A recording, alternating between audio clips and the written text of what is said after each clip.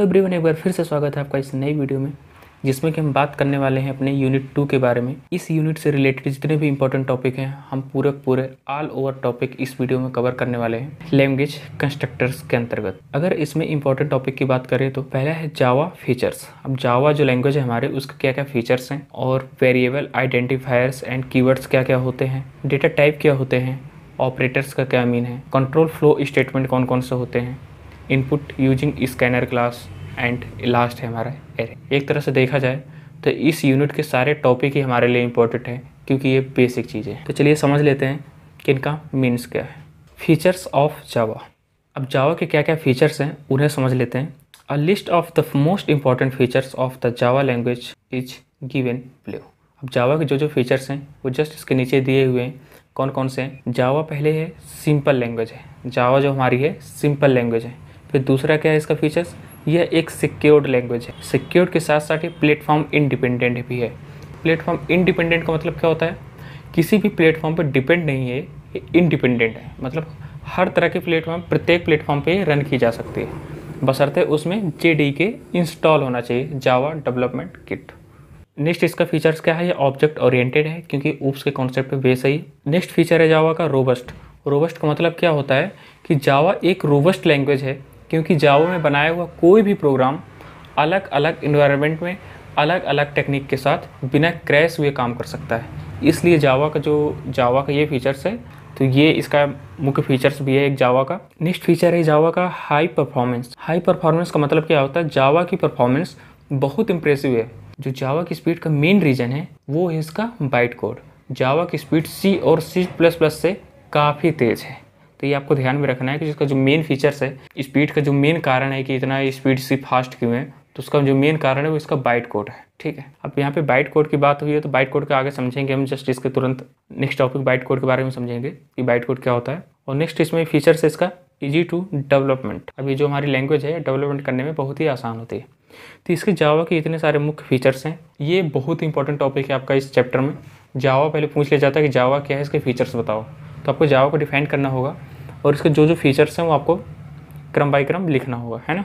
तो पहले जावा फीचर्स में आप लोग बता देंगे। जावा एक सिंपल लैंग्वेज है, सिक्योर लैंग्वेज है, प्लेटफॉर्म इंडिपेंडेंट है, object oriented and robust language है, हाई परफॉर्मेंस एंड लास्ट हमारा ईजी टू डेवलपमेंट।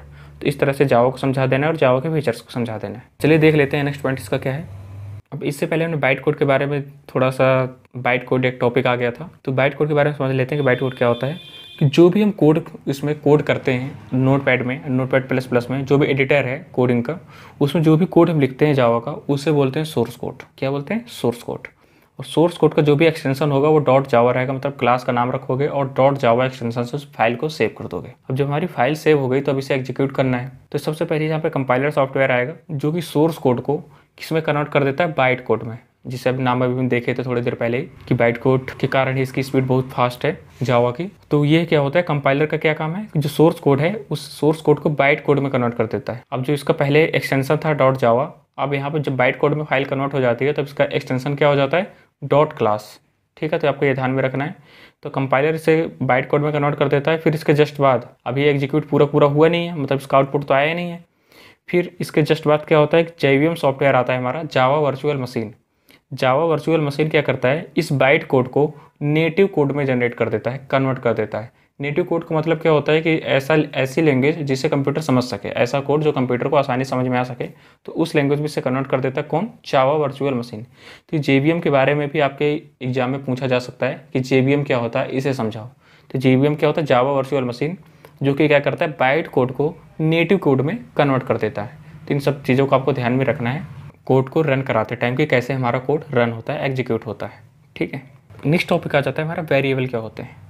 वेरिएबल एक मेमोरी स्पेस का नाम है जहाँ पे हम वैल्यू स्टोर करते हैं। मान लो वेरिएबल क्या होता है, कंटेनर की तरह काम करते हैं। जैसे कंटेनर में कुछ ना कुछ हम लोग रखते हैं, है ना। तो वैसे ही हमारा वेरिएबल भी होता है। कोडिंग लैंग्वेज में एक वेरिएबल नाम रखा जाता है, जिससे एक तरह समझा जा सकता है मेमोरी स्पेस ही है, यहाँ पे कुछ ना कुछ वैल्यू स्टोर करके रखी जाती है। तो चलिए समझ लेते हैं इसके अंतर्गत क्या होता है। A variable is the name of a reserved area allocated in memory. तो वेरिएबल क्या होता है? नेम ऑफ रिजर्व्ड एरिया, कहाँ पे? इन मेमोरी पे, एलोकेटेड इन मेमोरी पे।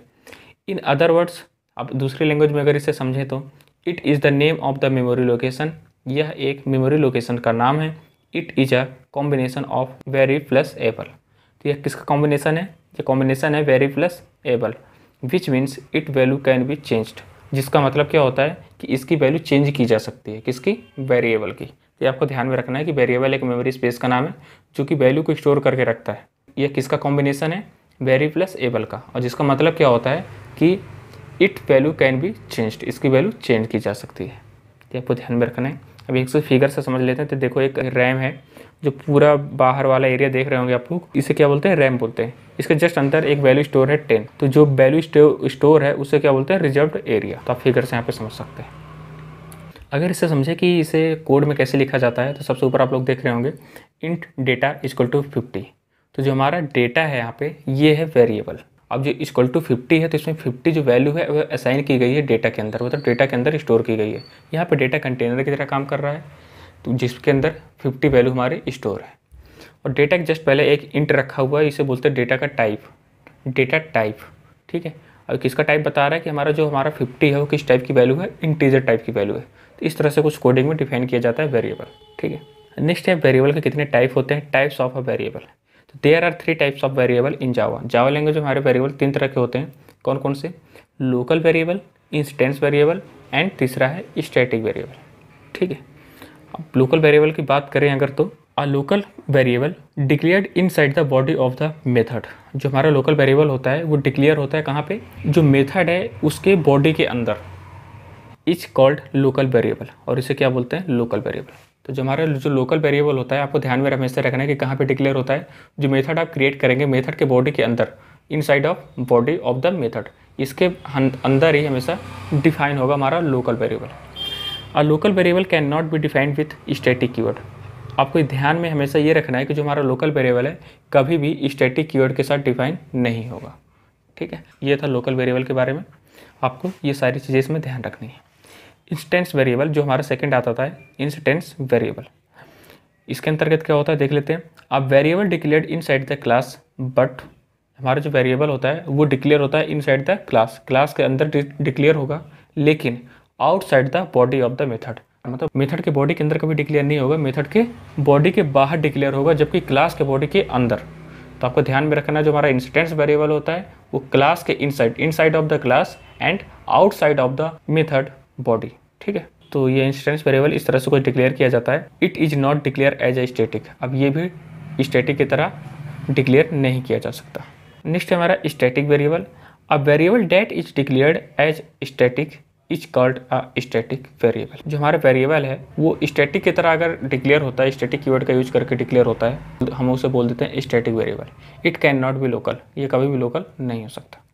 अगर इसे कोड के फॉर्म में समझे कि कोड के अंतर्गत कैसे डिक्लेयर होता है, चलिए कोड समझ लेते हैं। तो अगर इस कोड में देखें तो पब्लिक क्लास ए, यहाँ पे ए नाम की एक क्लास बनाई गई है और क्लास को पब्लिक कर दिया गया है। उसके जस्ट बाद एक बॉडी स्टार्ट की गई है कर्ली ब्रैकेट से बॉडी की स्टार्ट करने के बाद यहाँ पे static int M equal to 100 रखा गया है। अब यहाँ पे जो हमारा डेटा टाइप यहाँ पे डिक्लेयर किया गया इंट, और इसके आगे जस्ट है एम नाम का वेरिएबल। तो यहाँ पे जस्ट इसके पहले देख रहे होंगे तो स्टैटिक कीवर्ड लगा हुआ है। तो हमने ऊपर अभी देखा था पहले ही जस्ट अभी कि जिस वेरिएबल के आगे स्टैटिक लग जाता है वो हमारा कौन था? Static variable. तो यहाँ पे आप लोग देख रहे होंगे इनसाइड ऑफ क्लास है लेकिन आउटसाइड ऑफ द मेथड है। तो ये हमारा क्लास के अंदर है, क्लास के बॉडी के अंदर, लेकिन जो हमारा वर्ड मेथड जो क्रिएट किया गया है उसके ऊपर है। तो मतलब मेथड के बाहर है और क्लास के अंदर है हमारा स्टैटिक वेरिएबल। तो आपको ध्यान में रखना है। ठीक है। फिर इसके जस्ट नीचे है वर्ड मेथड और फिर इसके बॉडी स्टार्ट किया गया है। तो बॉडी स्टार्ट करने के बाद इंट एन इक्वल टू 90 रखा गया है। तो यहाँ पे n नाम का एक वेरिएबल है और 90 वैल्यू स्टोर की गई है। इससे बोलते हैं हमारे लोकल वेरिएबल। क्या बोलते हैं? Local variable. ये है मेथड के बॉडी के अंदर डिक्लेयर किया जाता है हमेशा लोकल वेरिएबल। इसके जस्ट बाद बॉडी क्लोज की गई है। फिर मेन फंक्शन यहाँ पे क्रिएट किया गया है पब्लिक स्टैटिक वर्ड मेन। फिर इसकी बॉडी स्टार्ट की गई है और इसके जस्ट अंदर इंट डेटा इक्वल टू 50, यहाँ पे डेटा नाम का वेरिएबल डिक्लेयर किया गया है, उसके अंदर 50 स्टोर किया गया है। जो हमारा डेटा नाम का वेरिएबल यहाँ पे डिक्लेयर किया गया है, इस वेरिएबल को क्या बोलते हैं? Instance variable. ठीक है। ये आपको ध्यान में रखना है। अगर आपसे वेरिएबल पूछा जाता है तो वेरिएबल के बारे में बताने कि वेरिएबल क्या होता है और उसके टाइप बता देना है, और टाइप बताने के बाद आपको ये वाला एग्जांपल वहाँ पे शो कर देना है और सबको डिफाइन कर देना है कि ये स्टैटिक वेरिएबल है, ये लोकल वेरिएबल है, ये इंस्टेंस वेरिएबल है, कमेंट के जरिए। ठीक है। अब अदर एग्जांपल देखें वेरिएबल का कि कैसे ये वेरिएबल यूज होते हैं, तो उसका एग्जांपल और तो और इसका एग्जांपल से समझ लेते हैं, जिससे हम और भी थोड़ा। तो यहाँ पे एग्जांपल की बात करें तो यहाँ पे दो नंबरों को हम सम कराने की कोशिश कर रहे हैं कि दो नंबरों को सम हो जाए। यहाँ पे सबसे पहले हम पब्लिक क्लास सिंपल नाम की एक क्लास बनाए और उसे पब्लिक कर दिए। बॉडी स्टार्ट किए हैं, public static void main function यहाँ पे डिक्लेयर किया गया। ये चीज़ आपको लिखना ही लिखना रहता है किसी भी प्रोग्राम में। मेन फंक्शन आप डिक्लेयर किए यहाँ पे, फिर इसके जस्ट नीचे इंट a इक्वल टू 10 और इंट b इक्वल टू 10, मतलब a वेरिएबल की भी वैल्यू 10 रखी गई है और b वेरिएबल की भी वैल्यू 10 रखी गई है। अब ये 10 इंटीजर टाइप की वैल्यू है, इसलिए a से पहले इंट टाइप का डेटा टाइप लगाया गया है। ठीक है, अब यहाँ a की वैल्यू 10 हो गई और b की वैल्यू 10 हो गई, फिर इसके जस्ट नीचे c equal to a plus b रखा गया। अब यहाँ पे a प्लस बी को हम सम करेंगे तभी तो दो नंबरों को सम निकल के आएगा। तो जब दो नंबरों को सम करेंगे तो a प्लस बी कर देंगे। अब a प्लस बी करने के बाद कहीं ना कहीं वैल्यू स्टोर भी करेंगे। a प्लस बी होने के बाद कहीं ना कहीं वैल्यू स्टोर भी हो, तो उसके लिए हम एक अलग से वेरिएबल ले लेते हैं c नाम का। तो int c equal to a plus B. अब a प्लस बी सम होगा और सम होने के बाद c पे स्टोर हो जाएगा और c को ही हम प्रिंट करा देंगे। इस जावा लैंग्वेज में प्रिंट करने का तरीका हमारा होता है system dot out print ln। ln का मतलब होता है नेक्स्ट लाइन, और प्रिंट भी लिख देंगे तब भी कोई दिक्कत है नहीं यहाँ पे। तो ln का मतलब होता है नेक्स्ट लाइन। अब ln के बारे में डिटेल में नेक्स्ट अभी जस्ट आने ही वाला टॉपिक उसमें समझने वाले हैं कि ln का मतलब क्या होता है। तो system dot out print ln के अंदर c को रख देंगे इसके पैरेंथेसिस ब्रैकेट के अंदर। इसका मीन्स क्या है कि आउटपुट स्क्रीन पे हमें a प्लस बी की वैल्यू शो करा देगा हमारा साउट, ये system dot out print ln। ठीक है, ये प्रिंट कराने के लिए, आउटपुट स्क्रीन पे शो कराने के लिए मैसेज को यूज किया जाता है हमारा system dot out print ln। ठीक है, तो ये था दो नंबरों को ऐड करने का प्रोग्राम, सिंपल सा, इसमें कोई भी हार्ड नहीं है। तो यहाँ से आप वेरिएबल को समझ सकते हैं कि वेरिएबल किस तरह से यूज हो रहा है। नेक्स्ट हमारा डेटा टाइप्स क्या होते हैं। डेटा टाइप का मतलब क्या होता है, किसी भी डेटा का टाइप बताना। जैसे कि ऊपर अभी जस्ट पहले हम देख रहे थे कि एक वेरिएबल लिए, वेरिएबल के अंदर कोई ना कोई वैल्यू स्टोर किए हैं। वैल्यू स्टोर करने के बाद जस्ट उससे पहले जो वेरिएबल लिए तो उसके पहले कुछ ना कुछ हम डेटा का टाइप बताते हैं, इंट है कि कैर है कि फ्लोट है, डबल है। डेटा का टाइप जो बताता है वही होता है डेटा टाइप। चलिए इसमें समझ लेते हैं इसके अंतर्गत क्या है कि data types specify the different size and values. जो डेटा टाइप है स्पेसिफाई करता है डिफरेंट साइज, अलग अलग साइज, और क्या करता है वैल्यू को। Date can be stored in the variable, जो कि किस में स्टोर होते हैं, वेरिएबल के अंदर, ये फिर वेरिएबल में स्टोर होते हैं। तो ये आपको ध्यान में रखना है। There are two type of data types in Java. अब जावा के अंदर दो तरह के हमारे डेटा टाइप होते हैं। कौन कौन से? पहला है हमारा प्रिमिटिव डेटा टाइप्स और दूसरा है नॉन प्रिमिटिव डेटा टाइप्स। अब प्रिमिटिव डेटा टाइप के अंतर्गत क्या होता है, the primitive data types include boolean, char, byte, short, int, long, float and double. जो हमारे प्रिमिटिव डेटा टाइप है इसके अंतर्गत कौन कौन से डेटा टाइप आते हैं, बूलियन हो गया, कैर हो गया, byte, short, int, long, float and double. तो आपको ये ध्यान में रखना है। अगर नॉन प्रिमिटिव की यहीं पे बात करें तो नॉन प्रिमिटिव डेटा टाइप के अंतर्गत क्या होता है, the non primitive data types include classes, interface and array. जो हमारा नॉन प्रिमिटिव डेटा टाइप होता है वो कैसे इंक्लूड करते हैं, उसके अंतर्गत इंक्लूड होते हैं क्लासेस जो हमारे ऊपर अभी डिक्लेयर किए थे, क्लासेस, इंटरफेसेस एंड एरेज। तो ये सब नॉन प्रिमिटिव डेटा टाइप के टाइप हैं। अब यहाँ पे डेटा टाइप को और भी डिटेल पे डिफाइन किया गया है, तो चलिए देख लेते हैं। यहाँ पे सबसे पहले हमारा डेटा टाइप है उसे दो पार्ट में डिवाइड किया गया है। पहला है प्रिमिटिव डेटा टाइप और दूसरा है नॉन प्रिमिटिव डेटा टाइप।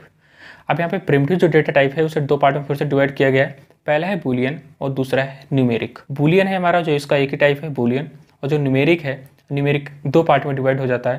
पहला है कैरेक्टर और दूसरा है इंटीजरल। ठीक है, कैरेक्टर के अंतर्गत केवल एक ही डेटा टाइप आएगा जो है कैर, और इंटीजरल के अंतर्गत कौन कौन से आएंगे, दो हमारे फिर से दो टाइप में डिवाइड हो जाएगा। पहला है इंटीजर और दूसरा है फ्लोटिंग पॉइंट। इंटीजर के अंतर्गत देख लेते हैं हमारे कौन कौन से टाइप आ जाएंगे। पहला है byte, short, int and long, ये है इंटीजर के टाइप, और फ्लोटिंग पॉइंट में आ जाते हैं फ्लोट एंड डबल। ये आपको ध्यान में रखना है। अगर आपसे डेटा टाइप पूछा जाता है तो डेटा टाइप के बारे में डिफाइन करना है, और कुछ इस तरह से अगर शो कर देंगे तो आपको फुल मार्क्स मिलने के पूरे चांस मिल जाएंगे।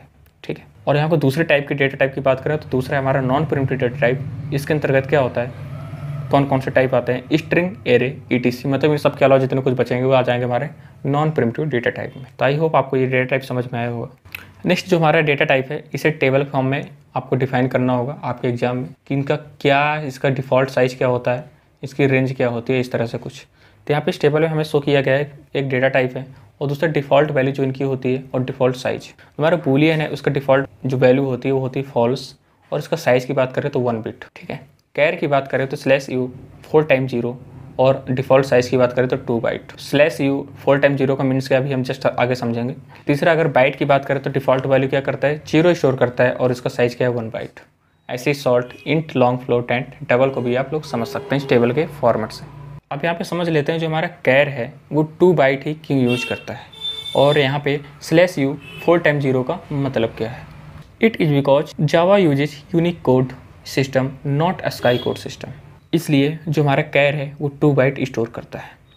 अगर यहाँ पे /u 4 टाइम 0 का मतलब समझें तो the /u 4 time 0 is the lowest range of unique code system. ये जो हमारा है यूनिक कोड सिस्टम का सबसे जो लोएस्ट रेंज है वो /u 4 टाइम 0 होती है। ठीक है, तो आई होप ये भी समझ में आ गया होगा आप लोगों को।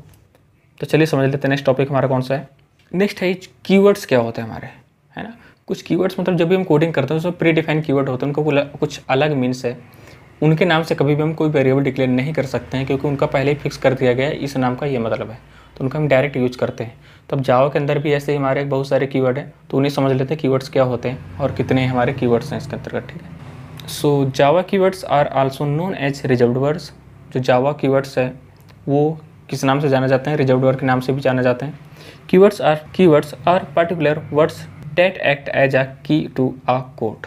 जो हमारा कीवर्ड्स है वो पर्टिकुलर वर्ड होते हैं जो कि किसकी तरह एक्ट करते हैं? की टू अ कोड, किसी भी कोड के की तरह ही ये वर्क करते हैं या एक्ट करते हैं। These are predefined words by Java. तो ये जो हमारे वर्ड्स हैं वो जावा के द्वारा प्री डिफाइंड हैं, so they can not be used as a variable. ये हमारे जो हैं कीवर्ड्स हैं वो वेरिएबल की तरह कभी भी यूज नहीं किया जा सकता, मतलब कि इनके नाम का कभी वेरिएबल आप बना नहीं सकते हैं। और ऑब्जेक्ट नेम और क्लास नेम, और ऑब्जेक्ट का नाम भी इनके नाम से आप नहीं क्रिएट कर सकते हैं और क्लास का नाम भी नहीं क्रिएट कर सकते हैं। तो ये सारी चीज़ें आपको ध्यान में रखना है जब भी आप कोई कोड लिखेंगे। तो इसलिए बोला जाता है कि जो हमारे कीवर्ड्स हैं वो हमेशा फिक्स रहेंगे क्योंकि प्री डिफाइन है, उनका भी एक अलग मीन्स है और वहाँ का उन सारे कीवर्ड को हम कहीं भी यूज नहीं कर सकते as a variable, as a class name या एज अ ऑब्जेक्ट। ठीक है, ये हमारे कुछ कीवर्ड्स है जावा के अंतर्गत। ये देख रहे होंगे आप एक चीज़ यहाँ पे, जो हमारे जो कीवर्ड्स हैं हमेशा स्मॉल लेटर से स्टार्ट होते हैं। अक्सर ऑप्शनल क्वेश्चन में पूछ लिया जाता है कि इसमें से कौन से कीवर्ड्स हैं और कैपिटल लेटर में दे दिया जाता है उन्हें। तो आपको ध्यान में हमेशा रखना है कि जो हमारे कीवर्ड्स हैं हमेशा स्मॉल लेटर से स्टार्ट होते हैं। ठीक है, तो ये सारे कीवर्ड्स हैं जावा के अंतर्गत जो कि यूज किए जाने वाले हैं। जैसे जैसे आप जावा कोड को सीखते जाते हैं, जावा लैंग्वेज में कोडिंग करते रहते हैं, तो जैसे जैसे आप इंक्रीज करते जाएंगे उसके कॉन्सेप्ट जैसे जैसे पहुँचते जाएंगे वैसे वैसे इन सारे कीवर्ड का आपका ज्ञान होता रहेगा। तो यहाँ से आपको केवल देख लेना है, अगर आप लोगों ने अभी तक जावा नहीं पढ़ा है, कि ये कीवर्ड यूज होते हैं, लेकिन इनका मतलब तभी समझ में आएगा जब आप जावा में कोडिंग करोगे। ठीक है, ऐसे हमारे इसमें कौन कौन से कीवर्ड हैं? एब्स्ट्रैक्ट हो गया, continue for new switch, assert default go to package, synchronized boolean do if private this, break double implements protect through etc। इस तरह से बहुत सारे हमारे जो कीवर्ड्स हैं आप लोग यहाँ से देख सकते हैं। नेक्स्ट जो हमारा इंपॉर्टेंट टॉपिक है इस चैप्टर के अंतर्गत वो है ऑपरेटर। ये ऑपरेटर क्या होते हैं? ये ऑपरेटर एक सिंबल्स होता है जो कि मैथमेटिकल या लॉजिकल ऑपरेशन को परफॉर्म करने के लिए यूज किया जाता है। मैथमेटिकल कैसे?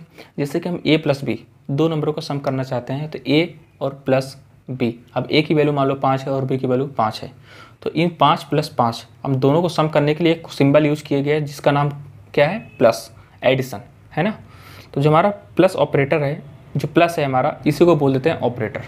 ठीक है, तो इस तरह से मैथमेटिकल या फिर लॉजिकल ऑपरेशन को परफॉर्म करने के लिए यूज किया जाता है। और ये ऑपरेटर हमारा क्या होता है? सिंबल्स होता है। तो operator is symbols that is use to perform operations. जो ऑपरेटर हमारा क्या होता है? सिंबल्स होता है जो कि ऑपरेशन को परफॉर्म करने के लिए यूज किए जाते हैं। For example plus, minus, multiply, divide and etc। तो ये ऑपरेटर के कुछ एग्जांपल्स हैं। There are many types of operator. हमारे पास बहुत कई तरह के ऑपरेटर्स हैं। कौन कौन से देख लेते हैं। पहले हमारा arithmetic operator, relation operator, bitwise operator, logical operator, assignment operator, conditional operator and increment decrement operator. तो इस तरह से आपके पास ऑपरेटर आ जाते हैं ये। तो अगर आपसे क्वेश्चन पूछा जाता है ऑपरेटर क्या होते हैं, तो आपको ऑपरेटर के बारे में बताना है। फिर ऑपरेटर के बारे में आप लोग बताएंगे और इसके जस्ट बाद ही नेक्स्ट इसी में एक क्वेश्चन रहेगा कि रिलेशन ऑपरेटर के बारे में समझाओ, या फिर असाइनमेंट ऑपरेटर क्या होते हैं उन्हें समझाओ, या फिर कंडीशनल ऑपरेटर क्या होते हैं उन्हें समझाओ। तो इस तरह से आपको पहले ऑपरेटर के बारे में बताना है, फिर जो भी पर्टिकुलर किसी एक नाम से ऑपरेटर पूछ लिया जाएगा उसके बारे में आपको समझाना पड़ेगा। ठीक है, इसमें आपको इसके समझाने के साथ साथ आप लोगों को इसका एक एग्जाम्पल भी दे दें तो और भी बेहतर है इन ऑपरेटर का यूज करके, जिसके बारे में क्वेश्चन पूछा जाएगा। तो चलिए समझ लेते हैं अर्थमेटिक ऑपरेटर और रिलेशन ऑपरेटर, इन सारे ऑपरेटर का मीन्स क्या है उन्हें देख लेते हैं। तो अगर अर्थमेटिक ऑपरेटर की बात करें जो कि हमारा पहला है, इसके अंतर्गत हमारे 5 ऑपरेटर आते हैं। कौन कौन से? Plus, minus, multiply, divide and mod. Plus के यहाँ पे add, subtraction, multiply, divide and mod, इन्हें क्रम से बोल देते हैं। ठीक, ठीक है। तो अर्थमेटिक ऑपरेटर के अंतर्गत कौन कौन से आते हैं? 5 ऑपरेटर हमारे आते हैं, ये आपको ध्यान में रखना है। सेकंड है हमारा रिलेशन ऑपरेटर। इसके अंतर्गत ऑपरेटर आप लोग देख सकते हैं कौन कौन से हैं। पहला है इक्वल टू, जिसमें डबल इक्वल जो हमें अभी तक मैथ में पढ़ते थे ओनली केवल एक इक्वल लग जाता है तो उसे इक्वल बोलते थे, लेकिन हमारे कोडिंग लैंग्वेज में जब तक डबल इक्वल नहीं लगेंगे तब इसे इक्वल नहीं बोलेंगे, है ना।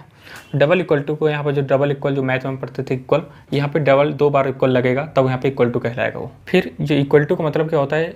कंपैरिजन करने के लिए, क्या ए की वैल्यू बी के बराबर है? अगर है तो कुछ आउटपुट स्क्रीन पे आ जाए, नहीं है तो कुछ आउटपुट स्क्रीन पे आ जाए, है ना। तो यहाँ पे जो डबल इक्वल है इन्हें इक्वल टू बोला जाएगा, और इसका यूज किस लिए किया जाता है कि 2 वैल्यू को कंपेयर करने के लिए। फिर है नॉट इक्वल टू, एक्सप्लेनेटरी का साइन है, इसके एक्सप्लेनेटरी का साइन है और जस्ट इसके आगे इक्वल टू का साइन लगा हुआ है, तो इसे बोलते हैं नॉट इक्वल टू। क्या बोलते हैं? Not equal to. अब ए की वैल्यू बी के बराबर नहीं है तो कुछ और प्रिंट हो जाए, और अगर है तो कुछ और प्रिंट हो जाए, तो उस कंडीशन पे इस ऑपरेटर का यूज़ किया जाता है। फिर जस्ट नीचे इसका greater than, less than, greater than और इक्वल टू, और लेस देन और इक्वल टू। तो इस तरह के जो ऑपरेटर होते हैं उन्हें बोलते हैं रिलेशन ऑपरेटर। अगर आपसे पर्टिकुलर ऑपरेटर के बारे में पूछा जाता है और रिलेशन ऑपरेटर को समझाओ, ऐसा कुछ क्वेश्चन पूछ लिया जाता है, तो आपको ऑपरेटर के बारे में लिखना है और रिलेशन ऑपरेटर के बारे में इस तरह कुछ बना के टेबल शो कर देना है और इनका एक एग्जाम्पल शो कर देना है, ठीक है। एग्जाम्पल कैसे शो करेंगे? एग्जाम्पल एक ग्रेटर वैल्यू का प्रोग्राम बना सकते हैं कि ए की वैल्यू बी से बड़ी है तो ये प्रिंट हो जाए, ये फिर हमारी एज 18 से ऊपर है तो हम वोट के लिए कैपेबल हैं, अगर नहीं है तो एल्स में कंडीशन चली जाए, हम वोट के लिए नॉट ए कैपेबल, ठीक है। इस तरह से कोई प्रोग्राम आप बना सकते हैं रिलेशन ऑपरेटर के अंतर्गत। नेक्स्ट हमारा लॉजिकल ऑपरेटर। ये लॉजिकल ऑपरेटर क्या होते हैं? एंड और नॉट। आप लोग फिजिक्स में पढ़े होंगे, 12th करी किए होंगे, तो आपको फिजिक्स में मिले होंगे एंड गेट, और गेट, नॉट गेट। तो उनकी अपनी एक ट्रुथ टेबल थी, तो वैसे इनकी भी कुछ ट्रुथ टेबल है। तो एंड की अगर बात करें, अगर ए की वैल्यू कुछ रखी गई है 0 0 1 1 और बी की वैल्यू कुछ रखी गई है 0 1 0 1, ठीक है। अगर ए और बी पे हम एंड ऑपरेशन परफॉर्म करते हैं तो उसका कुछ रिजल्ट आएगा। हम यहाँ पे 0 को फॉल्स के फॉर्म में रिटर्न करते हैं और जो 1 है हमारा उसे ट्रू के फॉर्म में रिटर्न करते हैं, ठीक है। तो यहाँ पे ए की वैल्यू भी 0 है और बी की वैल्यू भी 0 है। अगर ए m% b ऐसा कुछ फाइंड करना है तो ए की वैल्यू भी 0 है और बी की वैल्यू भी 0 है, तो यहाँ पे ए और बी का जो रिजल्ट आएगा वो क्या आएगा? 0 ही आएगा, मतलब फॉल्स ही आएगा। यहाँ पे एंड का मतलब क्या होता है? और का मतलब क्या होता है? यदि ए की वैल्यू और बी की वैल्यू दोनों जब ट्रू होंगी तभी इसका आउटपुट ट्रू होगा, ठीक है। तो ये आपको ध्यान में रखना है। तो यहाँ पे ए की वैल्यू 0 थी और बी की वैल्यू 0 है, तो यहाँ पे कोई वैल्यू ट्रू नहीं है, तो यहाँ पे हमारा आउटपुट क्या आ जाएगा? ए एंड बी पे 0 ही इसका आउटपुट आएगा, यानी कि फॉल्स आएगा। सेकंड अगर बात करें, ए की वैल्यू 0 है और बी की वैल्यू 1 है, तो ए की वैल्यू 0 है और बी की वैल्यू 1 है। यहाँ पे केवल एक ही ट्रू है जो है बी, लेकिन ए की वैल्यू हमारी फॉल्स है, तो यहाँ पे इसका आउटपुट क्या आ जाएगा? 0 ही आएगा। नेक्स्ट है यहाँ पे ए की वैल्यू 1 रखी गई है और बी की वैल्यू 0 रखी गई है, तो यहाँ पे फिर से बी की वैल्यू 0 है और एक हमारा ट्रू है लेकिन एक फॉल्स है, तो यहाँ पे इसका आउटपुट क्या होगा? फॉल्स ही आएगा। नेक्स्ट इसमें बात करें तो ए की वैल्यू 1 है और बी की वैल्यू 1 है, तो यहाँ पर ए की वैल्यू भी और बी की वैल्यू दोनों की वैल्यू 1 है, मतलब दोनों की वैल्यू पॉजिटिव है या फिर ट्रू बोल सकते हैं। तो ए और बी दोनों की वैल्यू जब 1 होगी तो इसका आउटपुट क्या आएगा? हमारा 1 ही, मतलब पॉजिटिव ही, ट्रू ही रिटर्न करेगा। तो हमारा इसके लिए इसका आउटपुट 1 आ गया ए एंड बी का, ठीक है। नेक्स्ट इसमें बात करें कि ओ आर का मतलब क्या होता है? और यहाँ पे अगर ए की वैल्यू कुछ रखी गई और बी की वैल्यू रखी गई तो ए और की बात करेंगे। ए m% b के जस्ट आप राइट साइड में देख रहे होंगे ए और बी रखा हुआ है, तो ए और बी क्या कर रहा है? दोनों की वैल्यू को देखेगा, ए की वैल्यू 0 है और बी की वैल्यू 0 है। इसका मतलब क्या होता है? और का मतलब ए की वैल्यू या फिर बी की वैल्यू, इन दोनों में से अगर कोई एक वैल्यू भी ट्रू होती है तो उसका आउटपुट क्या होगा? ट्रू आएगा, ठीक है। तो ए और बी की अगर बात करें तो ए की वैल्यू 0 और बी की वैल्यू 0 है, तो इसका आउटपुट क्या आएगा? 0। अब यहाँ पे सेकंड की बात करें तो ए की वैल्यू 0 और बी की वैल्यू 1 है, तो यहाँ पे बी की वैल्यू 1 हो गई, मतलब कि एक ट्रू हो गया लेकिन एक तो फॉल्स है। लेकिन अगर हमें पता है कि अगर एक भी वैल्यू इसमें ट्रू होती है उसका आउटपुट क्या आएगा? ट्रू ही आएगा। तो यहाँ पे देख लेते हैं, फिर इसका आउटपुट क्या है? 1 आएगा। फिर ए की वैल्यू 1 है और बी की वैल्यू 0 है, तो इसका आउटपुट क्या हो गया? ए और बी का 1 ही आएगा। फिर यहाँ पे ए की वैल्यू 1 है और बी की वैल्यू 1 है, अगर दोनों ही हमारे ट्रू हो गए तो इसका आउटपुट क्या आएगा? लास्ट में हमारा ए और बी का 1 ही रिटर्न करेगा। अब नॉट का मतलब क्या होता है? अगर ए की वैल्यू को नॉट निकालें, नॉट ए, तो ये क्या करता है? अगर 0 है तो उसको नॉट निकालोगे तो 1 में कन्वर्ट हो जाएगा, और 1 है तो 0 में कन्वर्ट हो जाएगा। ए की वैल्यू है उसके अंदर अगर नॉट ए हमें फाइंड करना है तो ए की वैल्यू अगर पहले है तो 0, तो नॉट ए हमारा 1 हो जाएगा, फिर 0 है, फिर नॉट ए हमारा 1 हो जाएगा, फिर ए की वैल्यू 1 है तो 1 का हमारा क्या हो जाएगा? 0, और फिर से 1 का फिर 0, ऐसे बी का भी हमारा निकल के आ जाता है। तो इस तरह से अगर लॉजिकल ऑपरेटर के बारे में आपसे पूछा जाता है तो आपको लॉजिकल ऑपरेटर के बारे में बताना है। हमारे तीनों ऑपरेटर इसके अंतर्गत आते हैं, कौन कौन से? एंड, लॉजिकल एंड और एंड नॉट, और इनकी एक अपनी ट्रुथ टेबल आपको क्रिएट कर देना है या फिर इनसे रिलेटेड एक एग्जाम्पल भी बना देना है आप लोगों को, ठीक है। नेक्स्ट इसी में आ जाता है हमारे बिटवाइज ऑपरेटर। जो हमारा लॉजिकल ऑपरेटर था उसमें डबल एंड का यूज होता था, और तो वहाँ पे वो चीज़ अलग चीज़ है और यहाँ पे ये चीज़ अलग चीज़ है। ऐसे कंफ्यूज नहीं होना कि इसमें सिंगल एंड है उसमें डबल एंड थे तो दोनों एक ही तरह वर्क करेंगे, तो ऐसा कुछ नहीं है। वहाँ पे दो वैल्यू कंपेयर किया जाता है, ए और बी। अगर दोनों वैल्यू हमारे ट्रू होंगे तभी कुछ आउटपुट स्क्रीन पे आएगा, अगर एक भी फॉल्स हो जाता है तो उसके लिए कुछ अलग आउटपुट आएगा। यहाँ पे लेकिन बिट के फॉर्म में कन्वर्ट किया जाता है, कोई वैल्यू से बिट के फॉर्मेट में कन्वर्ट किया जाता है, इसलिए इसे बोल देते हैं बिट वाइज ऑपरेटर। इसके अंतर्गत हमारे पास कौन कौन से ऑपरेटर आते हैं? Bitwise and, bitwise or, bit exclusive or, left shift, right shift and complement. तो यहाँ पर जो भी आपको डेसिमल नंबर में कोई वैल्यू दी होगी, ठीक है, उसे बाइनरी फॉर्म में आप कन्वर्ट करेंगे। यहाँ पे 8 एंड 4, अगर 8 एंड 4 का आपको रिजल्टेंट फाइंड करना है बिट वाइज ऑपरेटर के अंतर्गत, तो आपको एंड ऑपरेटर में अगर इसे फाइंड करना है इसका आउटपुट, तो पहले 8 को बाइनरी फॉर्म में कन्वर्ट कर देंगे और 4 को बाइनरी फॉर्म में कन्वर्ट कर दोगे, ठीक है। बाइनरी मतलब 0 1 0 1 की फॉर्म में। तो 8 का कुछ बाइनरी फॉर्म 1 0 0 0 होगा और 4 का बाइनरी फॉर्म 0 1 0 0 होगा। जब यहाँ पे एंड निकालेंगे तो कुछ वर्क वैसे ही करेगा, लेकिन ये बिट के फॉर्म में कन्वर्ट करके किया जाता है।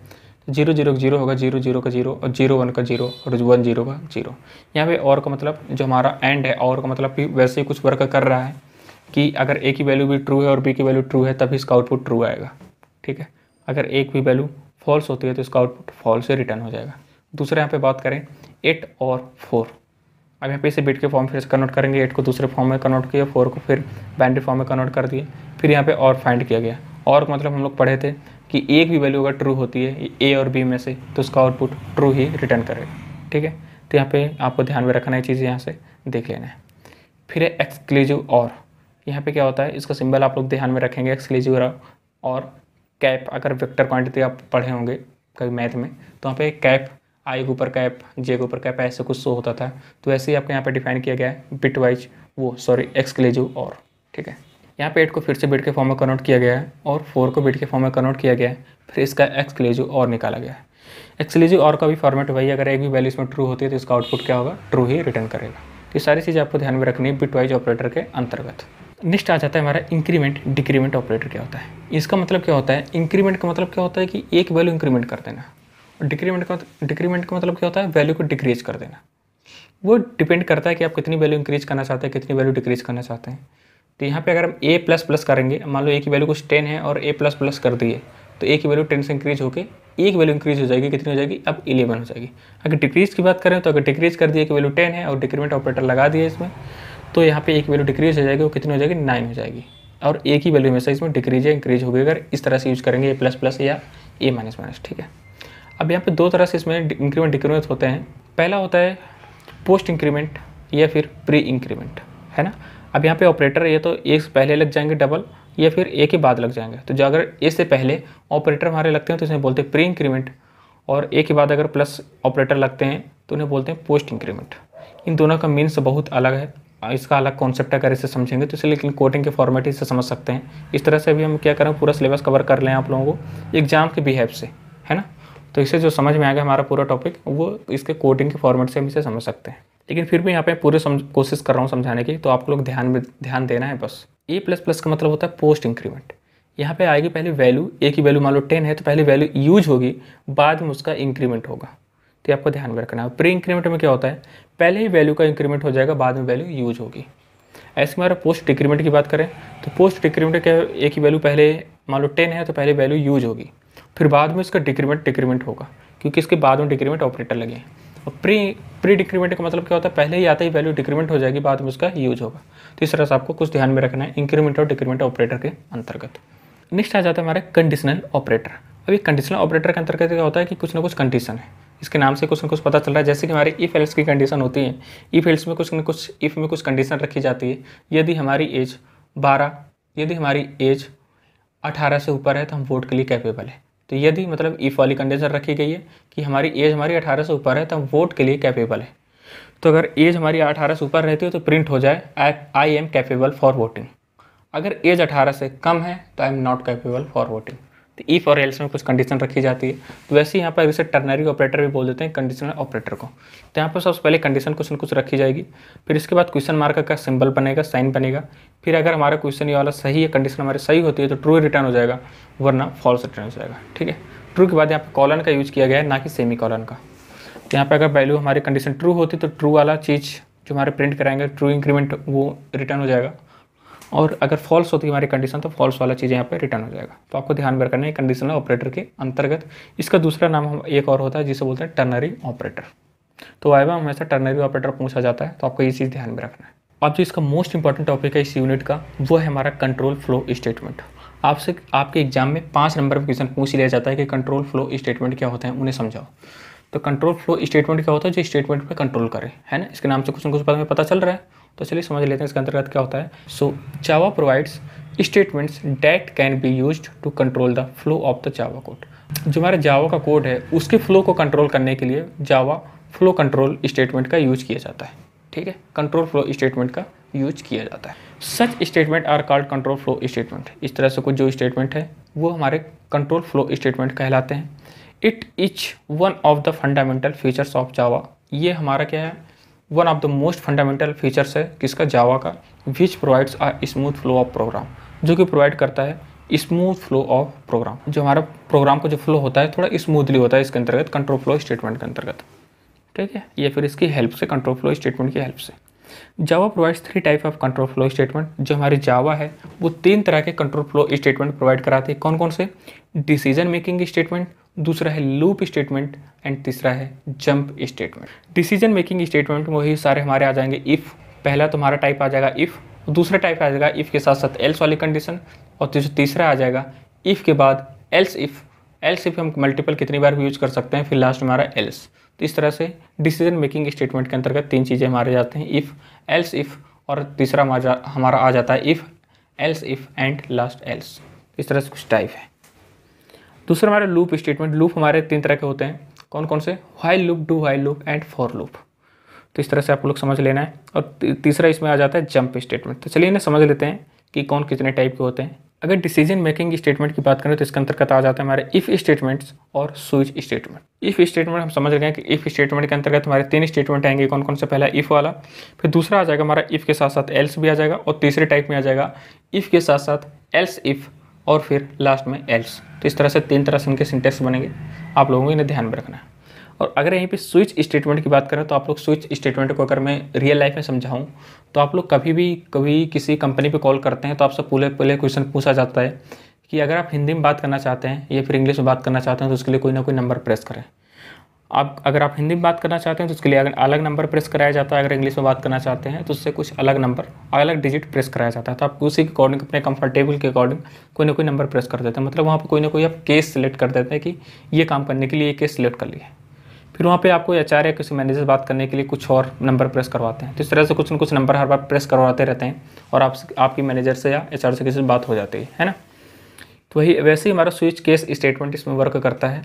अगर आप कुछ मान लो कोई पूरा प्रोग्राम बनाए स्विच केस के अंतर्गत, अगर इसमें कुछ आपको डिफाइन करना है, मान लो केस 1 के अंतर्गत कोई प्रोग्राम रन कराना चाहते हैं, केस 2 के अंतर्गत कोई ना कोई प्रोग्राम रन कराना चाहते हैं, तो आप यहाँ पर केस सिलेक्ट करना होता है कि केस 1 या फिर केस 2 या फिर केस 3। तो उसके अंतर्गत जो भी आपको कोडिंग की गई है उसका आउटपुट कुछ ना कुछ शो हो जाता है।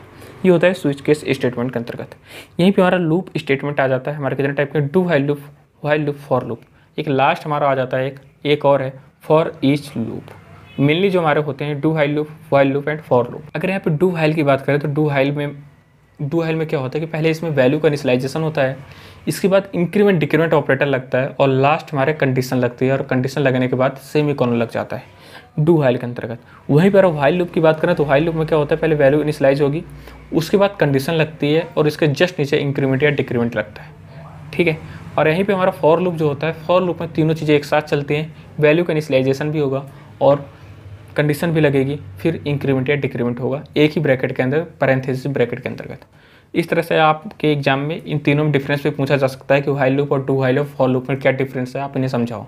तो इस तरह से आप इनमें डिफरेंस भी समझा सकते हैं। तो पहला डिफरेंस आपको इस तरह से कुछ लिख देना है। फिर इसमें सेकंड डिफरेंस में आपको क्या लिखना है कि व्हाइल लूप में जो कंडीशन लगती है उसमें सेमीकोलन का यूज नहीं किया जाता लास्ट में, जबकि डू व्हाइल में जो कंडीशन लगेगी उसके लास्ट में सेमीकोलन का यूज किया जाता है इस तरह से।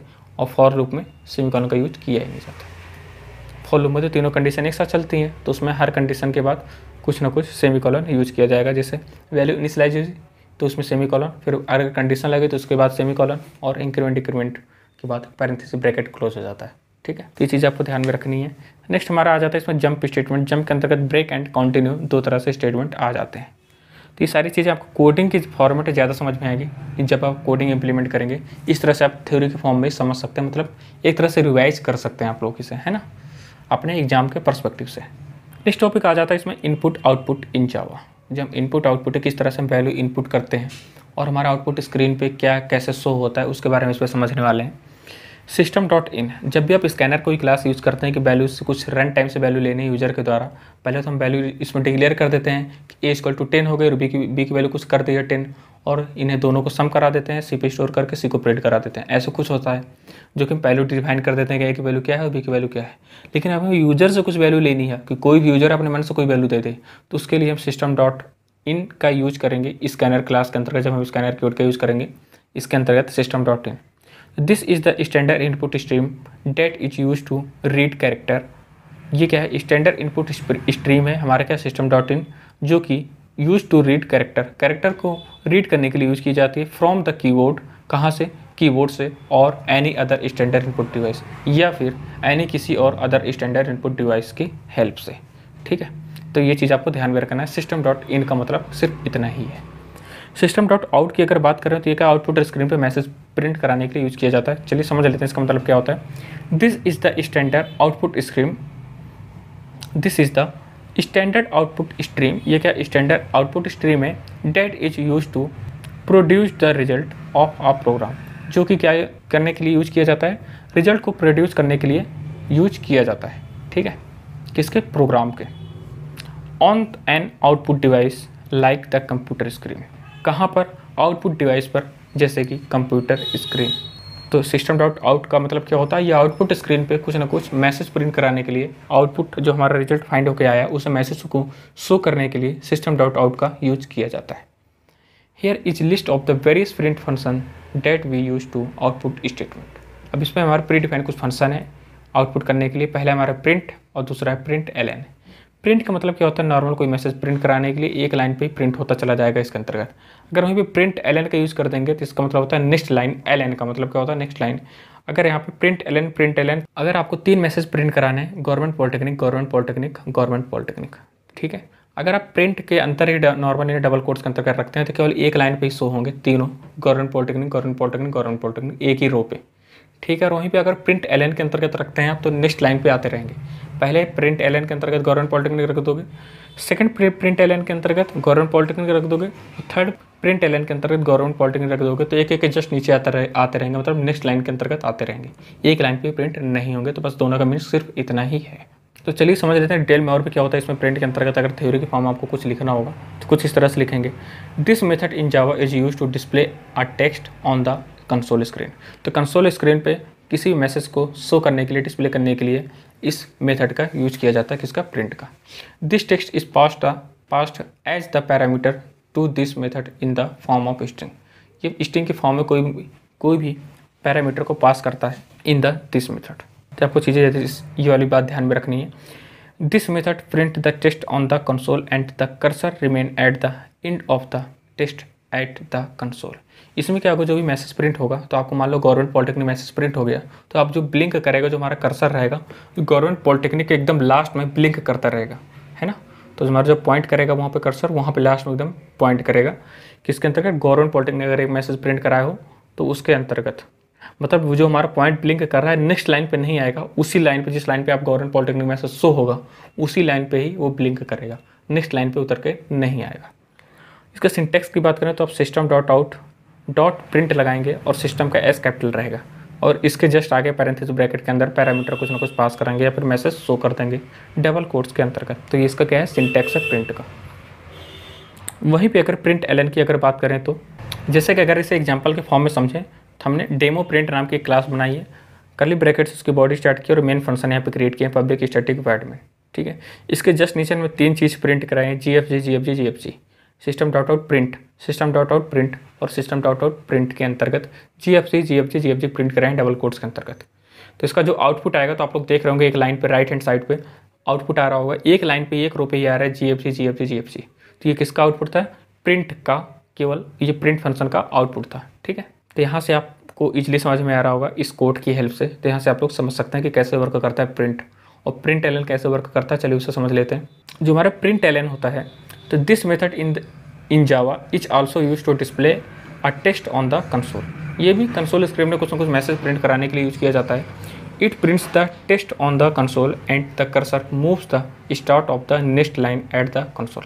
अब इससे पहले जो हमारे प्रिंट पे जो हमारा कोई मैसेज शो कर दे रहे थे, तो वहाँ पर कर्सर क्या हो रहा था, सेम लाइन पे ही पॉइंट ब्लिंक कर रहा था, जो हमारा मैसेज गवर्नमेंट पॉलिटेक्निक प्रिंट हो रहा था, है ना, उसके नेक्स्ट लाइन पे नहीं आ रहा था। लेकिन जैसे हम प्रिंट एलन का यूज़ करते हैं, प्रिंट एलन के अंदर कुछ ना कुछ रखते हैं, तो हमारा जो कर्सर है नेक्स्ट लाइन पे आ जाता है, और जो भी अब मैसेज शो होगा दोबारा कुछ हम यूज़ करना चाहते हैं, प्रिंट कराना चाहते हैं, तो नेक्स्ट लाइन से प्रिंट होगा। तो ये सारी चीज़ें आपको ध्यान में रखनी है, ठीक है। इसकी सिंटैक्स की बात करें तो syntax system dot out print L parameter, तो यहाँ पे प्रिंट के बाद एल लग जाता है, जिसका मतलब क्या होता है, नेक्स्ट लाइन, ठीक है। अगर यहीं पे इसके एग्जांपल की बात करें तो एग्जांपल में क्या होता है कि डेमो प्रिंट नाम की हमने क्लास बनाई है और उसका एक बॉडी स्टार्ट किया है। इसके बाद मेन फंक्शन यहाँ पे क्रिएट किया गया पब्लिक स्टैटिक वॉइड, इसका भी बॉडी स्टार्ट की गई है। और यहाँ पे 3 चीज़ प्रिंट कराएं हमने, जीएफजी को 3 बार प्रिंट कराएं। लेकिन अब यहाँ पे प्रिंट के बाद ओनली प्रिंट नहीं लगा हुआ है, केवल प्रिंट के साथ साथ यहाँ पे जस्ट उसके आगे एल भी लग गया है। तो एल का मतलब क्या होगा, नेक्स्ट लाइन। तो यहाँ पे आप लोग देख रहे होंगे जीएफजी वहाँ पे एक रो प्रिंट हो रहा था, लेकिन यहाँ पे एक नेक्स्ट अलग अलग लाइन पे प्रिंट हो रहा है। पहले लाइन पे जीएफजी, फिर जीएफजी, फिर जीएफजी। तो इस तरह से कुछ प्रिंट एलन की हेल्प से हम कुछ ना कुछ प्रिंट कराते हैं, ठीक है। तो ये आपको ध्यान में रखना है इनपुट आउटपुट स्ट्रीम के अंतर्गत। तो इनपुट के लिए हम क्या यूज करते थे, सिस्टम डॉट इन, और आउटपुट के लिए सिस्टम डॉट आउट। और सिस्टम डॉट आउट के आगे हम प्रिंट भी यूज़ करते थे। वहाँ पे प्रिंट के हम टाइप देख लेंगे, प्रिंट और प्रिंट एलन का मतलब क्या होता है। तो ये सारी चीज़ें आपको डिफाइन कर देना, अगर आपके से एग्जाम में पूछा जाता है इनपुट आउटपुट स्ट्रीम क्या होते हैं, नहीं बताओ। अब यहीं पे नेक्स्ट हमारा पॉइंट है इनपुट यूजिंग स्कैनर क्लास। अभी हम इससे स्कैनर क्लास का पहले भी नाम लिए थे, तो यहाँ पे स्कैनर क्लास का नाम मतलब समझ लेते हैं क्या इसका मीन्स है। Scanner class in Java is found in the Java util package.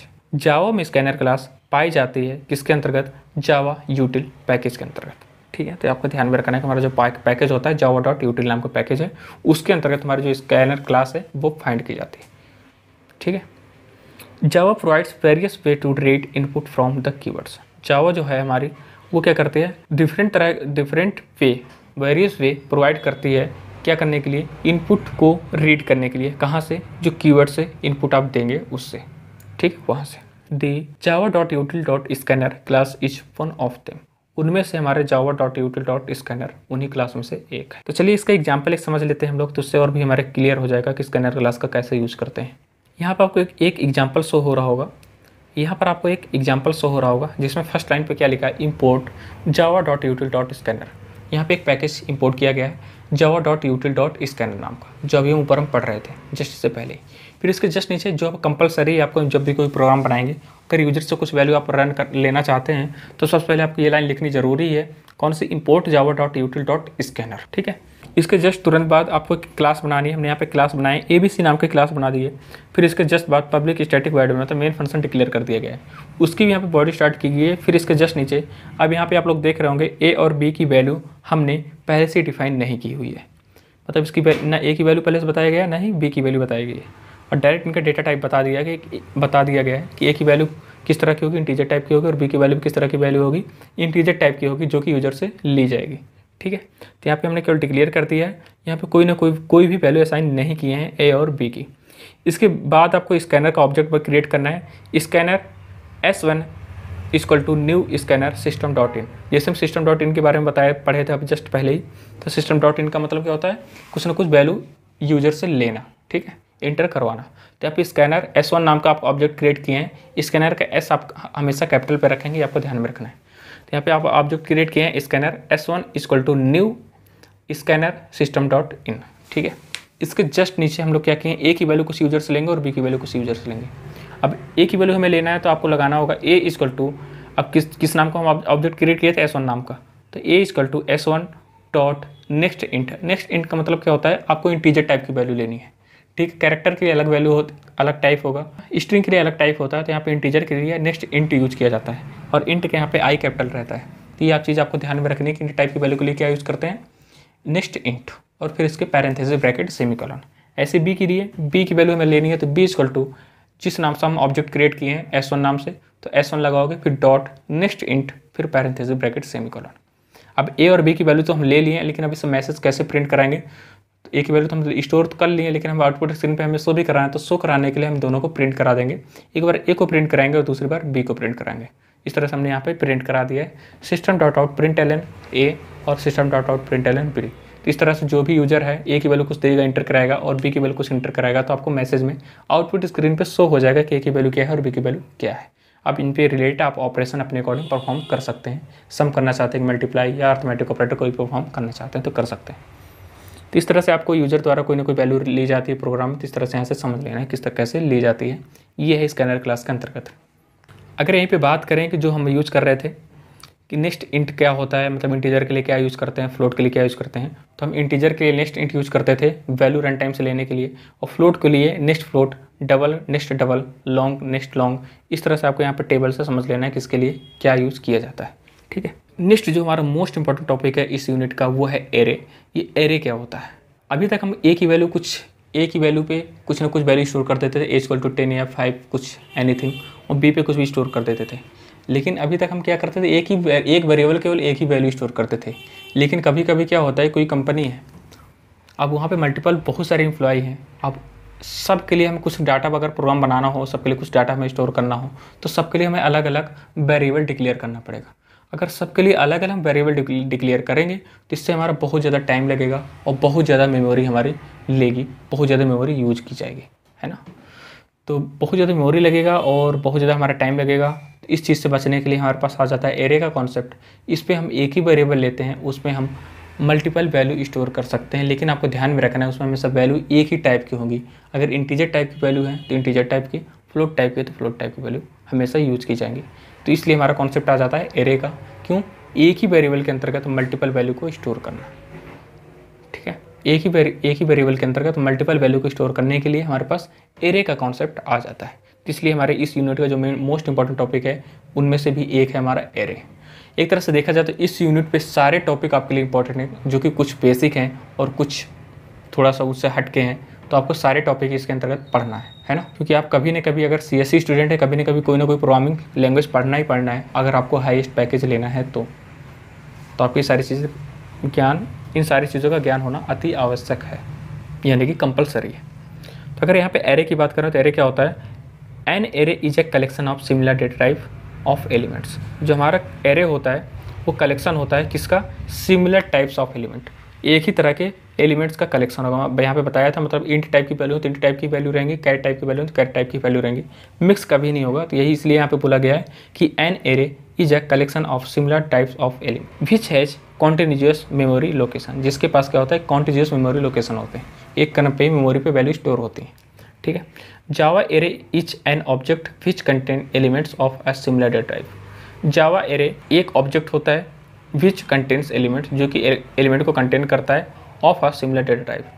किसके फॉर्म में? सिमिलर डेटा टाइप के फॉर्म में। ठीक है, नेक्स्ट इसी में पॉइंट है additionally the element of an array are stored in a continuous memory location. आज जैसे आप लोग पता है, अभी बताया था जस्ट ही कि इसमें जो मेमोरी का जो लोकेशन होगा, जिसमें कॉन्टिन्यूअस मेमोरी पे ही वैल्यू स्टोर होंगी, एक फॉर्मेट में एक क्रम पे ही वैल्यू स्टोर होंगे, एलिमेंट स्टोर होंगे मेमोरी के अंतर्गत। नेक्स्ट इसी में पॉइंट है array in Java is index based. जो हमारा एरे है वो जावा के अंतर्गत इंडेक्स बेस्ड होता ही है, मतलब इन सब का जो भी आपकी मेमोरी होगी उसका कुछ ना कुछ लोकेशन होगा, तो उनका कुछ इंडेक्सिंग की जाती है कि 0 लोकेशन पे ये है, 0 इंडेक्स पे ये है, 1 इंडेक्स पे है, 2 इंडेक्स पे ये वैल्यू ये एलिमेंट स्टोर है, इस तरह से कुछ।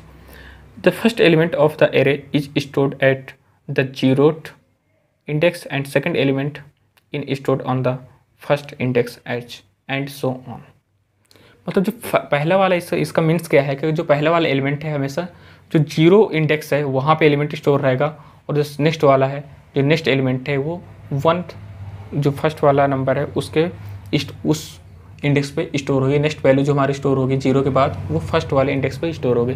किस तरह से, चलिए इसे फिगर के माध्यम से समझ लेते हैं किस तरह से, किसके इंडेक्स का मतलब क्या होता है, मेमोरी किस तरह से कुछ बनेगी, इसमें एलिमेंट कैसे स्टोर किए जाते हैं, तो उन्हें सब सारे पॉइंट इसमें देखने वाले हैं हम लोग। यहाँ पे आप लोग एक फिगर देख रहे होंगे, इसमें हम कुछ बॉक्स के फॉर्म में एक लाइन बनी हुई जिसे हम बोलते हैं मेमोरी, जिसका इंडेक्स है, पहले आप देख रहे होंगे फर्स्ट इंडेक्स एंड दूसरा लास्ट है हमारा 9th। ठीक है, तो फर्स्ट इंडेक्स में हमारा क्या 0 है, सेकंड 1 है, 2 3 4 5 इस तरह से 9 तक है हमारा, इन्हें बोलते हैं इंडेक्स नंबर। ठीक है, अब एरे की कुछ लेंथ है, लेंथ मतलब 0 से लेकर 9 तक गया तो इसका मतलब कितने एलिमेंट आ जाएंगे, इसमें 10 एलिमेंट आ जाएंगे। ठीक है, अब जो भी यहाँ पे मेमोरी दी गई है इसी के अंदर कुछ ना कुछ एलिमेंट स्टोर किया जाएगा। 0 के अंदर कुछ 5 वैल्यू स्टोर है, 1 के अंदर कुछ वैल्यू स्टोर है, 2 के अंदर कुछ वैल्यू स्टोर है। इस तरह से कुछ सारे कुछ क्रम में ही स्टोर होंगे, ऐसा नहीं है कि गैप गैप करके स्टोर हो। तो ये चीज़ आपको ध्यान में रखनी है। जिस तरह से आपसे कुछ अगर पूछा जाता है कि एरे क्या होता है तो एरे के बारे में बताना है और उसे कुछ मेमोरी के फॉर्मेट इस तरह से शो कर देना है कि यह है एरे, और उसके सारे पॉइंट लिख देना है कि एरे के अंतर्गत क्या क्या चीज़ होता है। अगर यहीं पे एडवांटेज एंड डिसएडवांटेज की बात करें एरे के, तो कुछ एडवांटेज भी हैं और डिसएडवांटेज भी हैं। तो अगर एडवांटेज की बात करें तो इसमें कोड ऑप्टिमाइजेशन, इसके अंतर्गत क्या होता है, it makes the code optimized, we can retrieve or sort the data efficiency. इसमें कोड को ऑप्टिमाइज किया जा सकता है, इसलिए ये इसका एडवांटेज है हमारे किसके अंतर्गत, एरे के अंतर्गत। ठीक है। रैंडम एक्सेस, अब इसमें किसी भी एलिमेंट को रैंडमली आप एक्सेस कर सकते हैं। कैसे, किसी का भी फॉर्मेट, मतलब किसी का भी इंडेक्स नंबर देके, मतलब A0, ए नाम का आप एरे क्रिएट किए हैं, ए नाम का वेरिएबल क्रिएट किए हैं, तो A0 का अगर आप वैल्यू फाइंड करनी है तो आप A0 उस करके उसकी कुछ वैल्यू फाइंड कर सकते हैं, मतलब रैंडमली एक्सेस कर सकते हैं। A5 इंडेक्स की आपको यूज करना चाहते हैं, वैल्यू लेना चाहते हैं, तो आप A5 करके कुछ उसकी वैल्यू यूज कर सकते हैं, उसमें जो भी एलिमेंट आएगा आपको शो हो जाएगा। तो इसलिए क्या है, रैंडम एक्सेस ये भी इसका एक एडवांटेज है, इसका एरे का। डिसएडवांटेज की अगर बात करें तो साइज लिमिट, इसमें कुछ साइज का लिमिटेशन है, तो इसका क्या है, डिसएडवांटेज है। तो ये चीज़ आपको ध्यान में रखनी है एरे के अंतर्गत। अभी पे एरे के अगर टाइप की बात करें तो एरे हमारा 2 टाइप के होते हैं। कौन सा, पहले सिंगल डायमेंशनल एरे और दूसरा होता है मल्टी डायमेंशनल एरे। तो ये सिंगल डायमेंशनल एरे और मल्टी डायमेंशनल एरे को आप लोग प्रोग्राम के फॉर्मेट अगर समझेंगे तो ज़्यादा अच्छे से बेहतर समझ सकते हैं। यहाँ पे आप लोग केवल थ्योरी रिवाइज कर रहे हैं तो आपको थ्योरी के बेस पे इतना मोस्ट ऑफ काफ़ी है। तो आपको ध्यान में रखना है ये सारे पॉइंट एरे के अंतर्गत कि एरे क्या होता है, उसके एडवांटेज एंड डिसएडवांटेज क्या हैं, उसी फिगर के फॉर्मेट पर कैसे समझाएंगे उसे समझा देना है, और कितने टाइप के एरे होते हैं इस तरह से।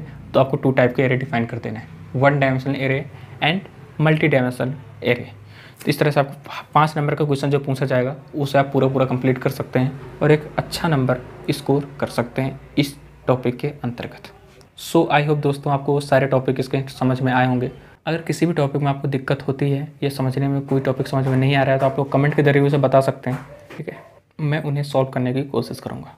Thank you so much guys, मिलते हैं नेक्स्ट वीडियो में।